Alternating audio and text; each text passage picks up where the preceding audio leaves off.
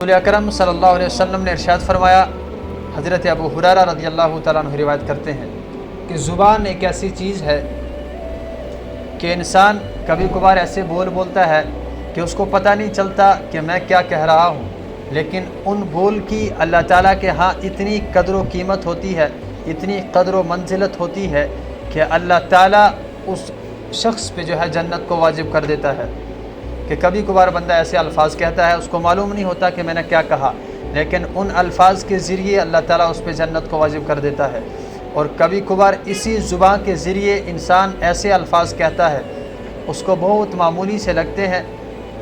اس کی نظروں میں ان الفاظ کی کوئی قدر و قیمت نہیں ہوتی۔ کوئی گناہ، کوئی ایسی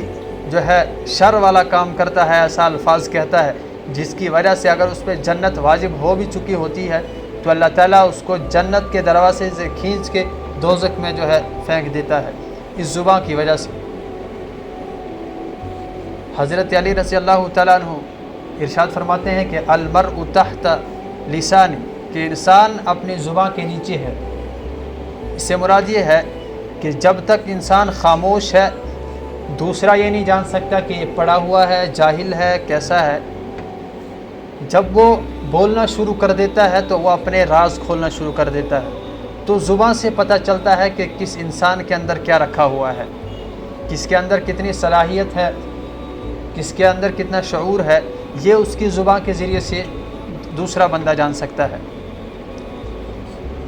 کہ زبان ہی ایک ایسی چیز ہے کہ ہم تو اپنی زبان کو معمولی سمجھ کر کوئی بھی الفاظ کہہ دیتے ہیں، یا یوں مانیے اگر ہم اپنی زبان کے ذریعے سے کسی کی غیبت کرتے ہیں، اور یہ میں نے پچھلے جمعہ میں بھی کہا کہ جب کسی قوم کے اندر کوئی گناہ عام ہو جاتا ہے تو پھر وہ معمولی سا لگتا ہے۔ غیبت عام ہے اور یہ معمولی سی لگتی ہے، اور غیبت جو ہم اپنی زبان سے اکثر ہر وقت، ہر گلی، ہر کوچے اور گھر میں بیٹھیں گے بھی تو بھی ایک دوسرے کی غیبت کریں گے۔ اور غیبت کتنا بڑا گناہ ہے؟ فرمایا نبی اکرم صلی اللہ علیہ وسلم نے، الغیبۃ اشد من الزنا، زنا سے بڑھ کر غیبت ہے۔ یعنی کہ زنا اتنا بڑا گناہ نہیں ہے جتنا غیبت ہے۔ اب ہمیں معمولی کیوں لگتا ہے؟ کیونکہ ہمارے معاشرے کے اندر یہ گناہ عام ہو چکا ہے، جس کی وجہ سے ہم اس کو معمولی سمجھتے ہیں، اور اسی زبان کی وجہ سے ہم غیبت کرتے ہیں، اور اسی زبان کی وجہ سے ہم نہ جانے دن میں کتنے جھوٹ بولتے ہیں، کتنی جھوٹی قسمیں کھاتے ہیں۔ فرمایا رسول اکرم صلی اللہ علیہ وسلم نے، مسلمان سب کچھ ہو سکتا ہے، مسلمان ہر گناہ کا ارتکاب کر سکتا ہے، لیکن سوائے جھوٹ کے مسلمان جھوٹ نہیں بول سکتا۔ تو ہم تصور کریں کہ اس زبان کے ذریعے سے ہم کتنے جھوٹ بولتے ہیں، نہ جانے اور کتنے گناہ کرتے ہیں۔ اور ایک حدیث ہے، رسول اکرم صلی اللہ علیہ وسلم نے مسلمان کی ڈیفینیشن بتائی ہے، واضح کر کے بتایا ہے کہ مسلمان کون ہے۔ تو ہم اپنی زبانوں سے،